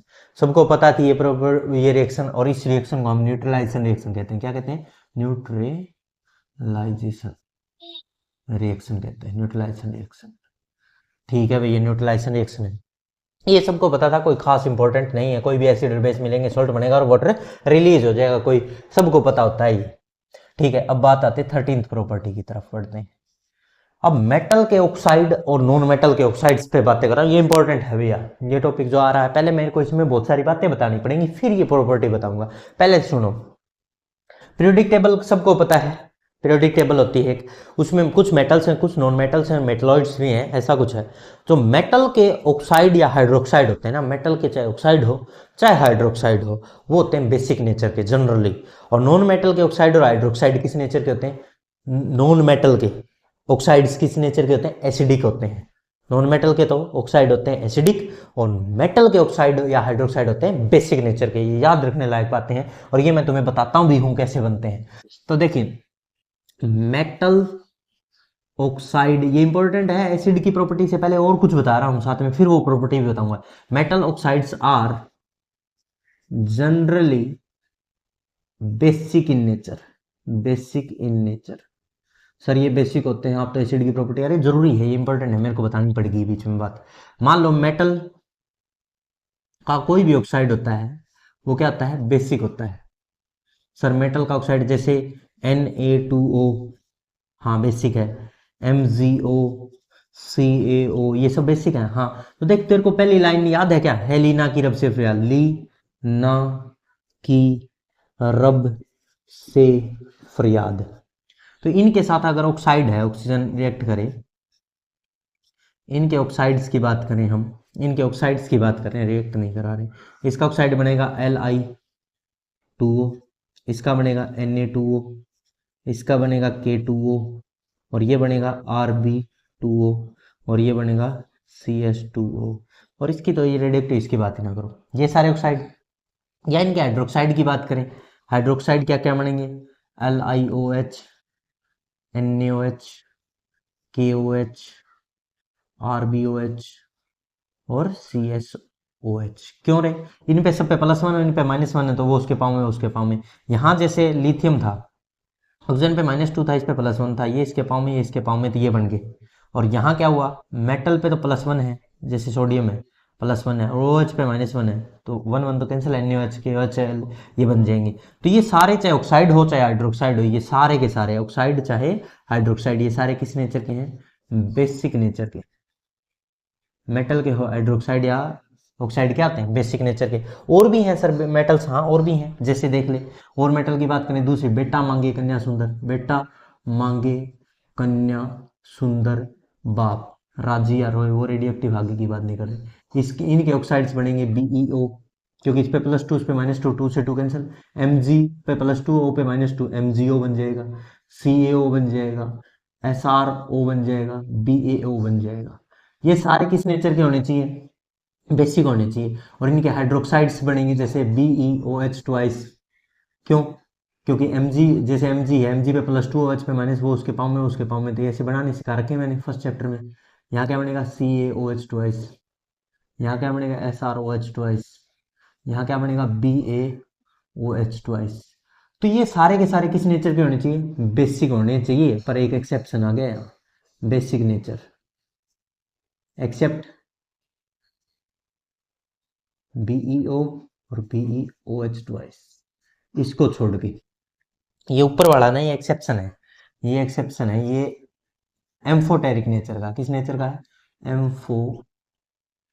ना एसिड है ना बेस है, ये एसिड के को देख के बेस बनता है और बेस को देख के एसिड बनता है। जो एसिड को देख के बेस बन जाए और बेस को देख के एसिड बन जाए, ऐसी चीज को एम्फोटेरिक नेचर कहते हैं। ड्वेल नेचर शो करता है, एसिड के सामने बेस की तरह बिहेव करता है, बेस के सामने एसिड की तरह बिहेव करे, उसको एम्फोटेरिक कहते हैं। ठीक है भाई, एम्फोटेरिक के बारे में भी पता लग गया। तो सर एम्फोटेरिक तो ऐसे ये बीच में एक्सेप्शन मिल गया, ऐसे तो मेटल्स के साथ और भी एक्सेप्शन होते होंगे दुनिया में, हम कितने की याद करें सर ऐसे? तो देख मैं तेरे को ट्रिक ही बता देता हूँ। जितने भी एम्फोटेरिक है ना, मेटल के ऑक्साइड जनरली तो क्या होते हैं? बेसिक होते हैं। मेटल के ऑक्साइड जनरली बेसिक लिखा है मैंने, क्योंकि कुछ एक्सेप्शन है एम्फोटेरिक वाले, और वो जितने भी है ना पूरी पीरियोडिक टेबल में, पूरी नेचर में, वो सारे यहाँ लिख रहा हूँ। तो ट्रिक क्या है वो देख लो। एम्फोटेरिक स्टार्ट कर रहा हूँ, एम्फोटेरिक ऑक्साइड या फिर हाइड्रोक्साइड। देख लो भाई, जनाबे अली, ट्रिक क्या कहती है? जना, यहां से लगता हूं, जनाबे अली, सबसे आसान, आसान पंजाबी सॉन्ग गाया करो, सॉन्ग गाया करो। जनाब अली सबसे आसान पंजाबी सॉन्ग गाया करो। जना मतलब जिंक, जेडन। बे मतलब बेरिलियम, डीई। अली मतलब एल्यूमिनियम। सबसे मतलब एसबी एंटीमनी। एएस आर्सेनिक, आसान से। PB lead, Punjabi. Song SN, tin. गाया गैलियम, जीए। करो क्रोमियम, सीआर। ये है भाई इतने एक्सेप्शन। अब चाहे इसका ऑक्साइड हो, इसका ऑक्साइड क्या बनेगा, जेड इसका ऑक्साइड क्या बनेगा, बीईओ। इसका क्या बनेगा, Al2O3। इसका क्या बनेगा, Sb2O3। इसका क्या बनेगा, As2O3। इसका क्या बनेगा, PbO। इसका क्या बनेगा, SnO। इसका Ga2O3। इसका Cr2O3। ये बनेंगे। चाहे इनके हाइड्रोक्साइड हो, हाइड्रोक्साइड क्या क्या बनेंगे वो देख लो। ZnOH twice, BeOH twice, AlOH thrice. इनको कोई बेसिक ना कहते इनको OH देख के, ये सारे एम्फोटेरिक हैं, ये एक्सेप्शन है। देखो BE आ गया ना इस ट्रिक में, वो भी आ गया जनाब अली वाला। ऐसे इसका क्या बनेगा, SbOH थ्राइस। इसका AsOH थ्राइस। इसका PbOH ट्वाइस। इसका SnOH ट्वाइस। इसका ZaOH थ्राइस। इसका CrOH थ्राइस। ये सारे के सारे जितने भी दिखाई दे रही हैं एम्फोटेरिक है, ना ये एसिड है ना बेस है। ये एसिड को देख के बेस बनते हैं और बेस को देख के एसिड बनते हैं। सर ये तो आपने बता दिया मेटल के ऑक्साइड के बारे में, ठीक है। अब नॉन मेटल वालों की कहानी भी तो बता दो, नॉन मेटल वालों का क्या होगा, उनके क्या सपने हैं, उनकी भी कोई बातें हैं क्या अलग। हाँ उनकी भी बहुत इंपॉर्टेंट बातें हैं, उनकी भी सुनो। नॉन मेटल के चाहे ऑक्साइड हो चाहे हाइड्रोक्साइड हो, नॉन मेटल के हाइड्राइड हो या ऑक्साइड हो, हाइड्राइड या ऑक्साइड, वो सब एसिडिक नेचर के होते हैं। उनमें भी 4 एक्सेप्शन है। नॉन मेटल वाले सारे एसिडिक होते हैं ऑक्साइड्स, पर उनमें 4 एक्सेप्शन है, वो भी लिख देता हूं। जैसे मेटल वाले सारे बेसिक थे, इनमें ये 8-9 एक्सेप्शन थे, 2 2 4 2 6 2 8 1 9 एक्सेप्शन थे। यहाँ 9 एक्सेप्शन है, वहां 4 ही एक्सेप्शन है। और एक्सेप्शन की ट्रिक है मेरे पास, जनाब अली सबसे आसान पंजाबी सॉन्ग गाया करो। ये एम्फोटेरिक है सर, बाकी कोई भी मेटल के साथ ऑक्सीजन लिखी मिलेगी मैं पक्का कह दूंगा उसको वो बेस है, बस इनको छोड़ के। ये मेरे दिमाग में रहनी चाहिए, जनाब अली सबसे आसान पंजाबी सॉन्ग गाया करो, ठीक है सर। अब मेटल वालों की ट्रिक देख ले भाई, 13 पॉइंट के अंदर ही चल रहा है। Non metal oxides, non metal oxide या फिर hydride, hydrides are generally acidic in nature, in nature ये एसिडिक होते हैं, बस कुछ 4 एक्सेप्शन को छोड़ के। जैसे सर नॉन मेटल कार्बन है, तो कार्बन का ऑक्साइड तो कार्बन डाइऑक्साइड CO2 बन जाएगा सर। जैसे नॉन मेटल की बात करें, कार्बन है तो कार्बन से तो CO2 बन जाएगा सर, ठीक है। ठीक है, तो ये कैसा होता है, CO2 एसिडिक होता है, याद रखें। अब सल्फर भी सुना सर मैंने, नॉन मेटल होती है, सल्फर से SO2 बनेगा या SO3 बनेगा, दोनों ही क्या आते हैं, एसिडिक। सही है, इसका मतलब नॉन मेटल के साथ जो भी चीज बनेगी, ऑक्साइड बनेंगे, उनके सारे क्या कहलाएंगे, वो नॉन मेटल वाले सारे के सारे एसिडिक होंगे, जबकि मेटल वाले सारे क्या थे, बेसिक थे। पर इनमें भी 4 एक्सेप्शन है सर, और कोई भी दिखाई दे मेरे को, मैं सबको क्या कहूंगा, नॉन मेटल के साथ कुछ भी लिखा दिखाई दे, ऑक्सीजन लिखी दिखाई दे, तो मैं पक्का उसको एसिडिक कह दूंगा। पर 4 एक्सेप्शन को छोड़ के, ओनली 4 एक्सेप्शन, ओनली 4 एक्सेप्शन। वो 4 एक्सेप्शन कौन कौन से हैं वो याद रख लो भाई, मैं लिख रहा हूं वो चारों को। CO, NO, H2O, N2O, ये 4, CO, NO, H2O, N2O, ये 4 चीजें हैं। ये फिर सर एसिडिक नहीं है, तो ये क्या बेसिक है, नहीं। एम्फोटेरिक है, नहीं। तो ये क्या है फिर, ये है न्यूट्रल। ये चारों क्या है, न्यूट्रल। चारों के चारों क्या है, न्यूट्रल। तो आज के बाद तुम्हारे सामने चाहे एसिड हो, बेस हो, न्यूट्रल हो, एम्फोटेरिक हो, सबको पहचान जाओगे। कुछ भी लिख के दूं तुम तुरंत कहोगे ये एसिड है, ये बेस है, ये न्यूट्रल है, ये एम्फोटेरिक है। देख जैसे मैं कुछ क्वेश्चंस तुम्हें करके दिखा रहा हूं, जैसे मैं तेरे सामने एक क्वेश्चन दूं, मैंने लिख दिया जल्दी से बताइए एसिड है, बेस है या न्यूट्रल है। फर्स्ट क्वेश्चन था एन NO2 जल्दी बोलिए एसिड है, बेस है। फिर मैंने लिख दिया N2O, फिर लिख दिया CO2, फिर लिख दिया Na2O, फिर लिख दिया K2O, फिर लिख दिया NO। ऐसे कुछ भी ऑक्साइड लिखूं तो बताओ एसिड बेस और न्यूट्रल या एम्फोटेरिक को कैसे पहचानोगे। और फिर सातवें पे लिख दिया Al2O3। चलो सात ही बताओ एक बार, सातों में से मेरे को पता लग जाएगा तुम्हें आया नहीं। देखो सर पहला है ना, पहला मेरे अकॉर्डिंग तो सर एसिडिक होना चाहिए। क्यों? क्योंकि नॉन मेटल का ऑक्साइड है। एक्सेप्शन तो नहीं है, देख लेना। नहीं सर ये एक्सेप्शन भी नहीं है, तो ये एसिडिक है सर, नॉन मेटल का ऑक्साइड एसिडिक। ये नॉन मेटल का ऑक्साइड तो है, पर ये न्यूट्रल उन ट्रिक में आता है सर, उन चार में से आता है। ये क्या हो गया? Neutral. Neutral sir. CO2 non metal का ऑक्साइड है तो एसिडिक। ये मेटल का ऑक्साइड है सर, मेटल का ऑक्साइड तो बेसिक होते हैं, बेसिक। मेटल का है सर बेसिक। ये NO उस ट्रिक में आता है सर, न्यूट्रल है ये NO, न्यूट्रल। सर ये Al2O मेटल का ऑक्साइड है तो ये बेसिक होना चाहिए। नहीं, उस जनाबे अली वाली ट्रिक में देख अली, तो ये क्या है? एम्फोटेरिक। टेरिक। तो इस तरह से तुम पहचान जाते हो तुरंत, एसिड बेस न्यूट्रल एम्फोटेरिक। ऐसे कुछ भी लिख के दे तो तुम तुरंत बता दोगे कि ये एसिड है, ये बेस है, ये न्यूट्रल है, ये एम्फोटेरिक है। चारों चीजों में डिफरेंस तेरे को क्लियर समझ में आ रहा है, कोई दिक्कत ही नहीं है। 13 पॉइंट क्लियर हुआ। 13 पॉइंट में अब मैं वहां आ रहा हूं एसिड के साथ रिएक्शन। अब एसिड के साथ है रिएक्शन की बात कर रहा हूं। तो मेटल देखे, अब मैं मेटल का ऑक्साइड या बेस का ऑक्साइड की बात करूंगा, मेटल का या नॉन मेटल के ऑक्साइड, तो तुम अपने आप ही समझोगे मैं एसिड की बात कर रहा हूं या बेस की। देखो मैं जो अब ये रफ कर दूं क्या, ये लिख लिया होगा सबने, देख लो। अब मैं कहता हूं metal oxide reaction of acid, 14 point मान लो, reaction of acid with metal oxide. Metal oxide मतलब मैं मेटल ऑक्साइड लिख के क्या कहना चाह रहा हूं, जनरली मैं क्या कहना चाह रहा हूं, बेस। मेटल का ऑक्साइड तो कैसी नेचर का होता है? बेस के साथ रिएक्शन कर रहा हूं मैं, बेस के साथ रिएक्शन करवाना चाह रहा हूं। तो एसिड, कोई भी एसिड उठा लो, देखो कोई भी एसिड जब कभी भी बेस के साथ रिएक्ट करता है सॉल्ट बनाता है, और वाटर बनाता है, सॉल्ट और वाटर बनाता है, तो वही बात है, ये बेस है। वैसे मेटल ऑक्साइड MO लिख दूं, मेटल के ऑक्साइड को MO लिख सकता हूं ना। इसके साथ रिएक्शन करेगा तो क्या बनाएगा? एक तो सॉल्ट बनाएगा, प्लस में वाटर बनाएगा सर। जैसे मैं एग्जांपल दे देता हूं, HCl के साथ Na2O बने, क्या बनेगा बताओ? NaCl प्लस में वाटर, और बैलेंस करने के लिए यहाँ 2 लगा देना। हो गया? समझ में आया नहीं आया? जैसे मैं HCl की जगह कोई H2SO4 ले लूं और यहाँ कॉपर ऑक्साइड ले लूं, मेटल का ऑक्साइड है, तो अब क्या बनेगा बताओ? CuSO4 प्लस में वाटर। ठीक है सर। HCl के साथ मैं CaO ले लूं तो क्या बनेगा बताओ? CaCl2 प्लस में वाटर। हाँ सर ये तो मेरे को पता ही लग गया, क्योंकि आप एसिड के साथ बेस की करा, मेटल का ऑक्साइड तो इनडायरेक्टली क्या होता है? बेस ही होता है। एसिड और बेस की रिएक्शन होगी तो सॉल्ट ही बनेगा और वाटर बनेगा, ये बात तो नॉर्मली होगी। अब मेरे लिए मेटल ऑक्साइड को मैं बेस समझा करूंगा आज के बाद, और रिएक्शन कराते ही सॉल्ट बना दिया करूंगा। ठीक है सर। अगर इसकी जगह 15th रिएक्शन में ये लिखता, मैं यहां देखना, अब ध्यान देते रहना मेरी बातों पे, मैं बातें बहुत सोच समझ के बोलता हूँ, कोई भी बोलता हूँ तो देखना आप। जो 15th पॉइंट है मैं ये कह दूं, reaction of acid with non metal oxide, non metal oxide. और नॉन मेटल के ऑक्साइड तो जनरली कैसे होते हैं सर? एसिडिक होते हैं। तो आप इनडायरेक्टली एसिड के साथ रिएक्शन करा रहे हो, एसिड की, और एसिड के साथ एसिड तो रिएक्ट करेगा ही नहीं सर, एसिड तो बेस के साथ रिएक्ट करता है, तो यहां रिएक्शन ही नहीं होगी, नो रिएक्शन कहना पड़ेगा सर।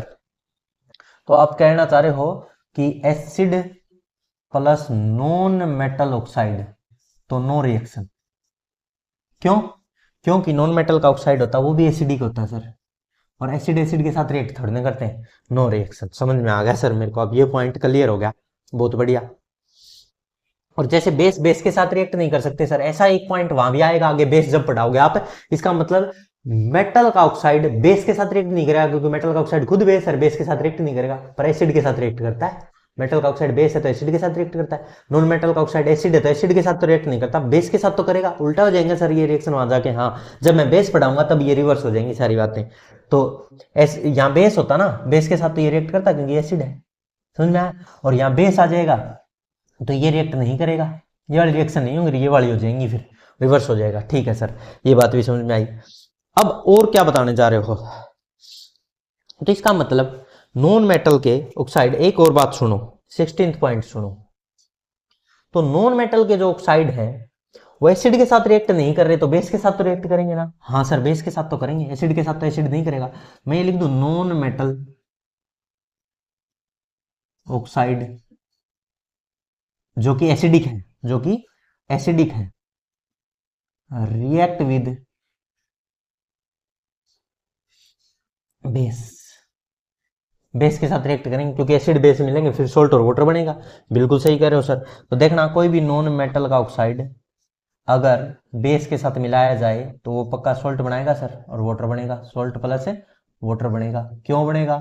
क्योंकि बेस तो है और ये क्या होता है, एसिड होता है। एसिड बेस रिएक्ट करेंगे तो क्या बनेगा, सोल्ट बनेगा।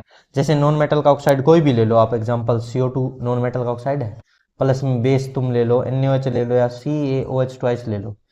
हाँ ये तो रिएक्शन थी वो मिल्की अपीयरेंस वाली। ठीक है सर, तो क्या बनेगा, अभी तो पढ़ ली मैंने, CaCO3 प्लस में वाटर बनेगा सर। और ये मिल्की अपीयरेंस CO2 का टेस्ट भी था, यही रिएक्शन थी वो। ठीक है, अगर इसकी जगह CO2 के साथ की जगह SO2 हो और रिएक्शन में MgOH ट्वाइस हो तो भी बनेगा सर, MgSO4 बन जाएगा, MgSO4 सोल्ट बन जाएगा, प्लस में वाटर बन जाएगा सर। ये रिएक्शन हो जाएगी क्योंकि ये दोनों एसिडिक है। देखो CO2 भी एसिडिक है, SO2 SO3 ये भी क्या है, एसिडिक है, क्योंकि नॉन मेटल के ऑक्साइड कैसे होते हैं, नॉन मेटल के ऑक्साइड एसिडिक होते हैं। ये एसिड और ये बेस दोनों रिएक्ट करके क्या बना रहे, सोल्ट और वाटर। ये भी समझ में आने लग गया अब सर, ये बातें बताने के बाद मेरे को ये सारी रिएक्शन समझ में आने लगी। बहुत बढ़िया, ये बात समझ में आई। तो अब हम टाइप्स ऑफ एसिड की बात कर रहे हैं, किसकी बात करने जा रहे हैं, टाइप्स ऑफ एसिड। एसिड के कुछ टाइप्स हैं, उन पे भी कुछ चर्चाएं हो जाएं। तो न्यूट्रल 4 ही हैं, एम्फोटेरिक ये 9 हैं, बाकी एसिड बेस तुम्हें पता लग गया है। कैसे पता करोगे, ये याद रहें, दिमाग में सेट करते चलो इनको भाई, बहुत इंपॉर्टेंट है ये सारी बातें। तो देखना, आगे चलते हैं, आगे बढ़ते हैं। अब हम जो बात कर रहे हैं टाइप ऑफ एसिड पे पहुंच चुके हैं। टाइप ऑफ एसिड में देखिए भाई, इधर types of acid, types of acid. Acid organic और इनऑर्गेनिक दोनों तरह के होते हैं। तो देखिए, एक एसिड है इनऑर्गेनिक या मिनरल एसिड, या सिंथेटिक या आर्टिफिशियल भी कह देते हैं। दूसरा ऑर्गेनिक या न्यूट्रल, नेचुरल। तो इनऑर्गेनिक, इनऑर्गेनिक एसिड कहो या मिनरल कहो, मिनरल एसिड कहो, और आर्टिफिशियल कहो एसिड। ठीक है भाई, हाँ सर, ये हो गया। ये कौन सा पॉइंट, 16 के बाद 17वां पॉइंट। ठीक है, और दूसरा जो है सर वो ऑर्गेनिक या नेचुरल है। ऑर्गेनिक एसिड कहो, ऑर्गेनिक एसिड कहो, या फिर नेचुरल कहो। ठीक है सर, इसमें क्या क्या आते हैं सर, देखना जो आर्टिफिशियल या है ये, इसमें क्या क्या आते हैं एग्जांपल्स देखना इसके। HCl जैसे, HNO3 जैसे, H2SO4, HClO3, HClO4, H2SO3 etcetera etcetera, ऐसे एसिड आते हैं। और इसमें कैसे आते हैं देखना, जैसे कि एसिटिक एसिड हो गया, एसिटिक एसिड विनेगर जिसको कहते हैं। ऑक्जेलिक एसिड हो गया, ऑक्जेलिक एसिड हो गया। लैक्टिक एसिड हो गया, टार्ट्रिक एसिड हो गया। ये सारे किस में आते हैं, ऑर्गेनिक या नेचुरल में आते हैं। एक बात और अजीब, मैंने जब इनकी पीएच को टेस्ट किया और किया, मेरे को पता चला कि ये सारे के सारे एसिड हैं, ये स्ट्रॉन्ग एसिड की कैटेगरी में आते हैं, स्ट्रॉन्ग एसिड। और ये सारे के सारे वीक एसिड्स की कैटेगरी में आते हैं, वीक एसिड्स। तो एसिड का अगर क्लासिफिकेशन करें तो स्ट्रॉन्ग और वीक में भी हो सकता है। पर सर मेरे को कैसे पता चलेगा ये स्ट्रॉन्ग है? स्ट्रॉन्ग वो होते हैं, स्ट्रॉन्ग एसिड वो होते हैं जो पूरी तरह से डिसोसिएट हो जाए, कंप्लीटली 100% डिसोसिएशन हो जाए, H+ आयंस दे दें किसी भी एक्वस सॉल्यूशन में जाते ही। तो कहेंगे दोज एसिड्स, इसकी डेफिनेशन लिख देता हूं, those acids which completely dissociate, मतलब 100% dissociate to give H+ ions is known as strong acid, strong acid। ठीक है, और जो पूरी तरह से ना टूटे उनको वीक एसिड कहते हैं। those acids which are not completely, not completely dissociate into ions, और कहते हैं partially, partial dissociation of acid is known as weak acid. तो इसके एग्जांपल वीक एसिड के सारे हो जाएंगे, स्ट्रॉन्ग एसिड के ये हो जाएंगे। इनको इनऑर्गेनिक मिनरल या आर्टिफिशियल एसिड कहते हैं, इनको ऑर्गेनिक या नेचुरल एसिड कहा जाता है। इसमें कोई डाउट है किसी को? नहीं है।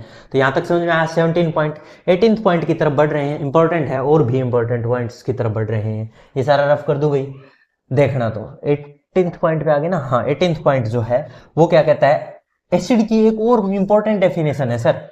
ये तो हम नो सोरिन टेस्ट फलाना दिमाग का ये कह रहे हैं, ये तो बहुत ही सिंपल डेफिनेशन है। आज के टाइम जो मार्केट में आई हुई है ना, वो एक नई डेफिनेशन है सर। वो क्या है? वो कहती है कि जो आयन जैसे ही किसी एक्वस सॉल्यूशन में गिरता है, H प्लस आयन दे, उसको हम एसिड कहते हैं, और जो OH माइनस दे उसको हम बेस कहते हैं। तो देखिए कैसे कैसे इनकी बातें होती हैं, वो भी कर लेते हैं। क्या क्या कह रहा है एसिड तुमसे, देखिए भाई। कितना पॉइंट है रे? 18th पॉइंट है। वो क्या कह रहा है 18th पॉइंट? एसिड की एक स्ट्रॉन्ग डेफिनेशन देता है, chemical substance which dissociate in water, chemical substance which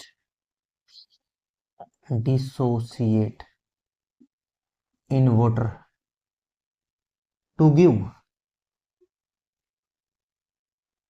H plus ion और H3O प्लस, इसको हाइड्रोनियम आयन भी कहते हैं। ये देगा ना जो भी, वो एसिड कहलाएगा। Are called as acids. Sir ये हाइड्रोनियम आयन कैसे बना, इसके बारे में भी बताओ। जैसे मैं एक सब्सटेंस लाता हूँ HCl, इसको जैसे वाटर में डालता हूँ तो ये मेरे को क्या देता है, H प्लस प्लस में Cl माइनस। ठीक है, H प्लस मिल गया। अगर H प्लस, अब सॉल्यूशन एक ही बीकर में है सारी रिएक्शन, H प्लस में वाटर फिर से रिएक्ट करके, फिर से उस H प्लस के साथ वाटर रिएक्ट करके H3 हो जाएगा ना, H3O, एक ऑक्सीजन और प्लस का निशान। ये चीज है ना, वाटर के साथ वापस से H प्लस आयन रिएक्ट करके क्या बना लेता है, हाइड्रोनियम आयन। कोई डाउट है भाई किसी को, हाइड्रोनियम आयन कैसे बना? और ये जो भी देगा उसी को क्या कहा जाता है, एसिड। जैसे हम HCl की बात करें, HCl के क्या क्या देता है, H प्लस और Cl माइनस। ऐसे अगर H2SO4 की बात करेंगे, वाटर के अंदर क्या क्या देगा बताओ, वाटर के अंदर हो रही है सारी, क्या क्या देगा बताओ, 2H प्लस प्लस में SO4 2 माइनस। ठीक है भाई, समझ में आ रहा है सभी को? तो ये बात होगी एसिडिक नेचर की। जो भी हमें H प्लस आयन या हाइड्रोनियम आयन H3O प्लस देगा ना किसी भी एक्वस सॉल्यूशन वाटर के अंदर, तो उसको हम एसिड कहा करेंगे। कोई डाउट है? नहीं है। ठीक है भाई, अब जो 19th पॉइंट आ रहा है वो क्या कह रहा है, डाइल्यूट एसिड क्या होते हैं, कंसंट्रेटेड एसिड क्या होते हैं। तो देखना भाई, डाइल्यूट एसिड की बात करें, डाइल्यूट एसिड वो होते हैं सर जिसमें मैक्सिमम अमाउंट ऑफ वाटर मिलाया जा सके। Acid which which have more amount of water, बहुत ज्यादा पानी मिलाया जाए उसको डाइल्यूट कहते हैं sir. Acid in which acid in which more amount of water added, more amount of water added is known as diluted acid. ठीक है, सिंबल क्या होता है इसका, सिंबल जो होता है वो होता है या तो DIL लिख के डॉट लगा के HCl लिख दिया, या D ब्रैकेट में लिखकर HCl, ये तरीका है सर। ऐसे ही अगर कंसंट्रेटेड की बात करोगे तो वो क्या होगा देख लो, कंसंट्रेटेड एसिड की बात करो, कंसंट्रेटेड एसिड होता है जिसमें मिनिमम अमाउंट ऑफ वाटर डाला जाए। क्या जाए, acid with minimum possible amount of water, acid with minimum possible amount of water possible amount of water is known as is known as concentrated acid. इसको concentrated acid, symbol की बात करें तो symbols देख लो। सिंबल इसका होता है CONC dot लिख के HCl लिख दिया जैसे कंसंट्रेटेड एसिड, या फिर C के ब्रैकेट लगाकर HCl लिख दो, एक ही बात है। ये सिंबल होते हैं सर। डाइल्यूट का पता चल गया, कंसंट्रेटेड का पता चल गया, और सर और प्रॉपर्टीज हैं, बहुत प्रॉपर्टी हैं यार एसिड की। देखो 21 पे आगे ना, 21 प्रॉपर्टी क्या कहती है कि मान लो तुम्हारे पास एक एसिड का कंटेनर भरे हो, एक बिकर है, और उसमें पानी डाल सकते हो क्या? तुम नहीं डाल सकते, कभी भी धमाका हो जाएगा, बहुत तेज रिएक्शन होगी, तुम जल जाओगे, मर जाओगे कहीं ना कहीं। तो इसलिए एसिड का बिकर में पानी नहीं डालना चाहिए, जबकि पानी के बिकर में एसिड डाल सकते हो, रिवर्स कर सकते हो, ऐसा नहीं। देखो मैं क्या कहना चाह रहा हूं, जैसे we can not added water, we cannot add water in acid while can add acid in water। Acid में वाटर डाल सकते हैं पर वाटर में एसिड नहीं डाल सकते, ऐसा क्या सर? वाटर एसिड के अंदर नहीं डाल सकता, पर एसिड के अंदर वाटर डाला जा सकता है। अरे मैं रिवर्स बोल गया, गलत बोल गया। जैसे मैं क्या कहना चाह रहा हूं वो देख लो ध्यान से इधर। मान लो मेरे पास एक बीकर है, उसके अंदर एसिड है, और मैं उसमें वाटर डालना चाहता हूं, उसके अंदर क्या ऐड करना चाहता हूं? वाटर। तो ऐसा मैं नहीं कर सकता, जबकि जबकि मेरे पास एक बीकर में वाटर है, क्या है मेरे पास? वाटर है, और मैं इसके अंदर एसिड डालना चाहता हूं, तो मैं ये कर सकता हूं, पर कुछ कंडीशंस है। वही बात मैं लिखने जा रहा हूं। धीरे धीरे पानी, पहली बात तो एसिड भी धीरे धीरे डालो और स्टायरिंग करते रहो, इसको हिलाते रहो, नहीं तो ये रिएक्शन बहुत ज्यादा हिली एक्सोथर्मिक होती है, उस वजह से धमाका हो जाएगा। ये भी हमें धीरे धीरे करना पड़ेगा, धीरे धीरे एसिड डालो और उसको स्टेयरिंग करते रहो, धीरे धीरे धीरे धीरे स्टेयरिंग होती रहेगी, तो एक्सीडेंट से बच जाओगे। तो लिखेंगे for dilution we add small amount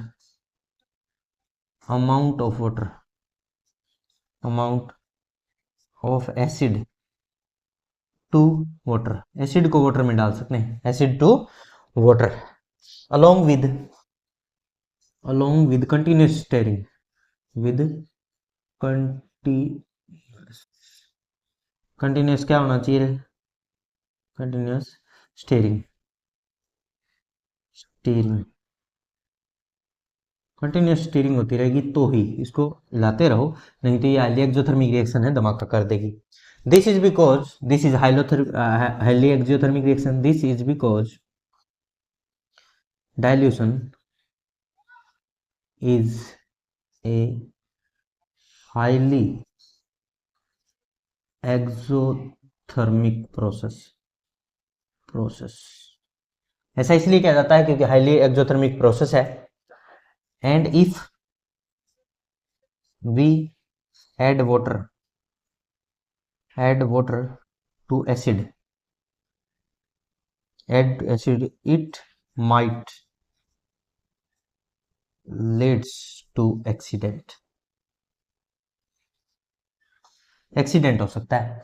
अगर हमने वाटर को एसिड में डाल दिया तो एक्सीडेंट भी करवा सकता है, मौत तक हो सकती है भाई, धमाका बहुत बड़ा हो सकता है अगर ज्यादा अमाउंट में एसिड लिया गया और वाटर लिया गया तो। वरना हमें धीरे धीरे एसिड डालना चाहिए वाटर के अंदर और उसको स्टेयर करता रहना चाहिए, तभी हम एक्सीडेंट से बच सकते हैं। तो ये समझ में आ गया भाई सभी को ये पॉइंट। अब इससे आगे पॉइंट नंबर हम बात करते हैं 22 पॉइंट क्या कहता है पीएच के बारे में, देखते रहें। यहीं पे लिख दूंगा, यहीं लिख देता हूँ 22 पॉइंट पीएच। तुम्हें अभी मैंने पीएच नहीं पढ़ाया है, पीएच टॉपिक बहुत बड़ा है, मैं डिटेल में पढ़ाऊंगा। मैं तो एसिड की प्रॉपर्टीज बता रहा हूँ सिंपल, अभी तो एसिड के गुण बता रहा हूँ, ये प्रॉपर्टी होती है एसिड के अंदर। तो देखिए पीएच की अगर बात करें तो पीएच जो होती है एसिड की वो लेस देन 7 होती है। PH of acid less than 7 less than 7 होती है। अभी पीएच के बारे में मैंने बताया नहीं पीएच क्या होती है, पर अभी एक पॉइंट बताया, जो पीएच होती है वो 7 से कम होती है एसिड की। कैसे होती है पूरा पीएच स्केल और डिटेल फुल डिटेल में पढ़ाऊंगा, कोई दिक्कत नहीं है। 23 पॉइंट क्या कहता है, जो पीएच होती है ना वो 7 से कम है, ये तो बात समझ में आ गई।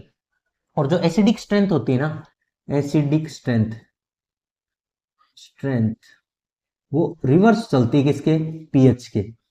जिसकी पीएच ज्यादा वो एसिड उतना ही कम, एसिड एसिड कमजोर है वो उतना ही, और जिसकी पीएच कम होगी वो स्ट्रॉन्ग एसिड होगा, एसिड स्ट्रॉन्ग होता चला जाएगा। जैसे मैं एक एग्जांपल के तौर पे कहूं, एक की पीएच तो है 3 पीएच और एक की पीएच है 6, तो इनमें स्ट्रॉन्ग एसिड कौन सा है, 3 वाला स्ट्रॉन्ग एसिड है। क्यों, क्योंकि उसकी पीएच कम है, इनवर्स होता है, ये स्ट्रॉन्ग है, स्ट्रॉन्ग एसिड है ये। अरे समझ में आ गया क्या, ठीक है, ये बात ध्यान रहे बस, फिर बाद में पीएच तो मैं समझाऊंगा ही तुम्हें, वहां पता चल जाएगा। और सुनो, H प्लस कंसेंट्रेशन के बारे में और बता देता हूं, 24 पॉइंट।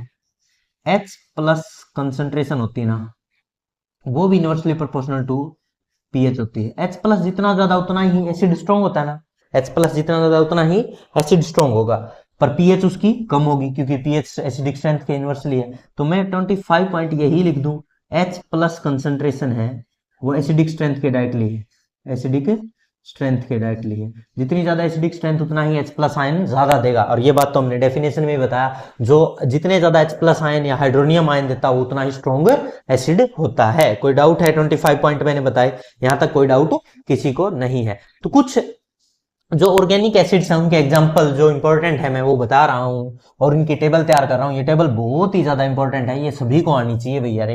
ये पेपर में एग्जाम में एक एक नंबर में ये क्वेश्चन तो आने ही आने हैं, हर किसी के एग्जाम में, सीबीएसई, एचबीएसई, आरबीएसई, आईसीएसई, कोई भी बोर्ड हो उसमें आएंगे, ये एक एक नंबर में ये क्वेश्चन आएंगे, जरूर आएंगे, मैं बोल रहा हूँ, बस सीधी सी बात है।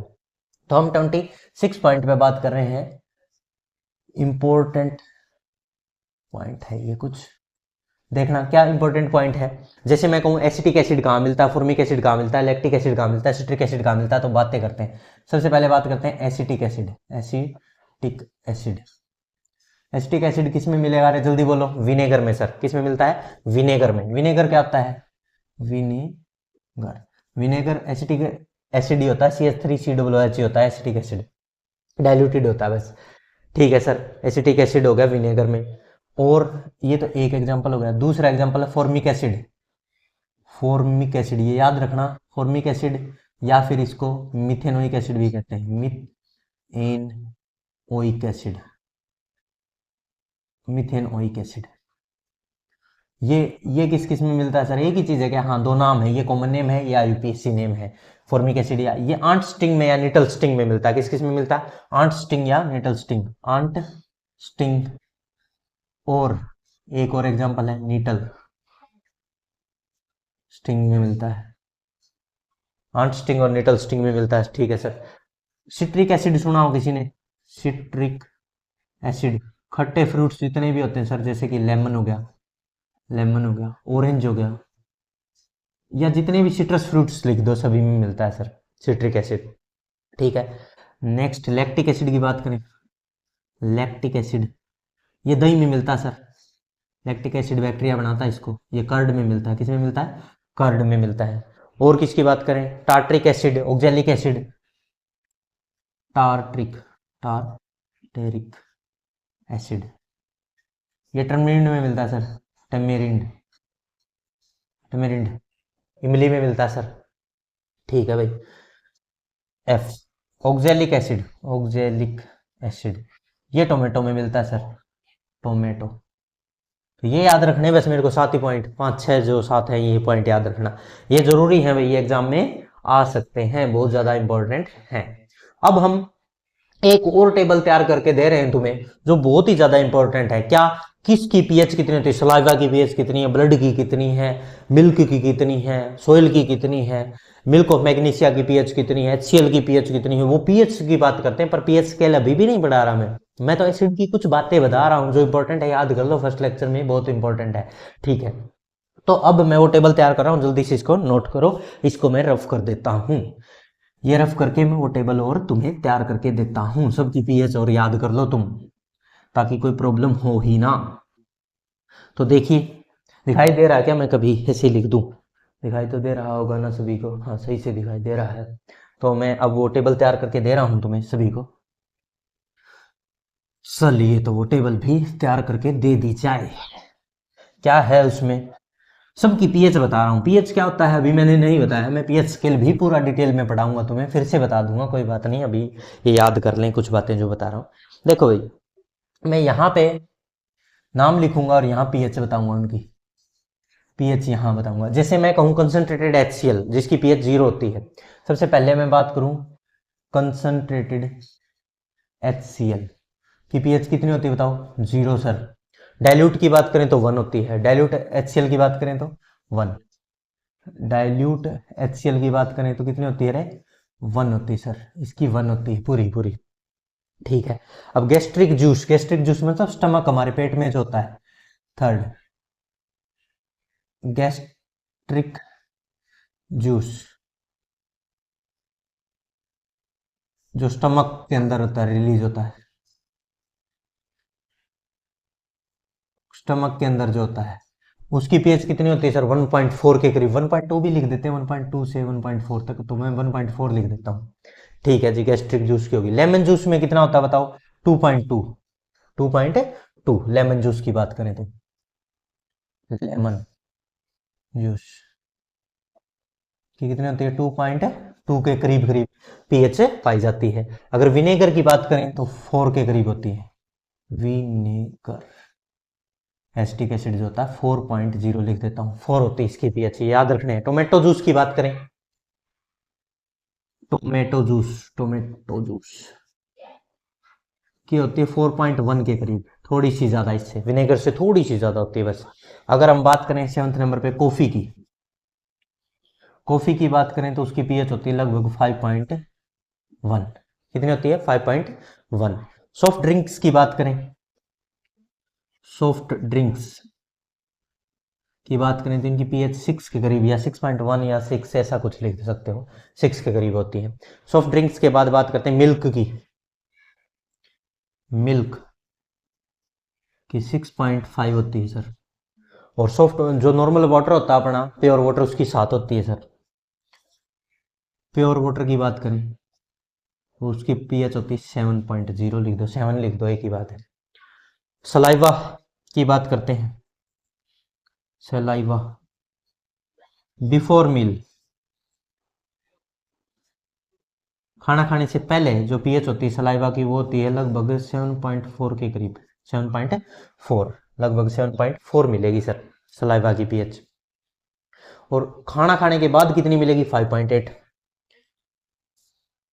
सलाइवा आफ्टर मील की बात करें, आफ्टर मील की बात करें सर तो 5.8 के करीब हो जाएगी। एसिडिक हो जाता है सर, ये एसिडिक चला जाता है, बेसिक होता है पहले फिर एसिडिक पे चला जाता है। ब्लड की बात करें, ब्लड की पीएच की बात करें तो 7.4 होती है सर, 7.4 ब्लड की पीएच। अगर टूथपेस्ट की बात करें 8 होती है, टूथ पेस्ट की बात करें तो 8, कितनी पीएच मिलेगी, 8.0 लिख दो या 8 लिख दो, एक ही बात है। बेकिंग सोडा की बात करें, बेकिंग सोडा 8.5, 8.5 कितनी पीएच होती है, 8.5 होती है। मिल्क ऑफ मैग्नीशिया की 10, milk of magnesia MgOH twice M, इसकी लगभग हमारे पास होती है 10, पूरी एग्जैक्ट 10 पीएच होती है इसकी, मिल्क ऑफ मैग्नीशिया 10। अब बात करें अमोनिया, अमोनिया लिक्विड फॉर्म में जो अमोनिया मिलती है उसकी बात करें तो उसकी पीएच होती है 11.6, कितनी होती है 11.6।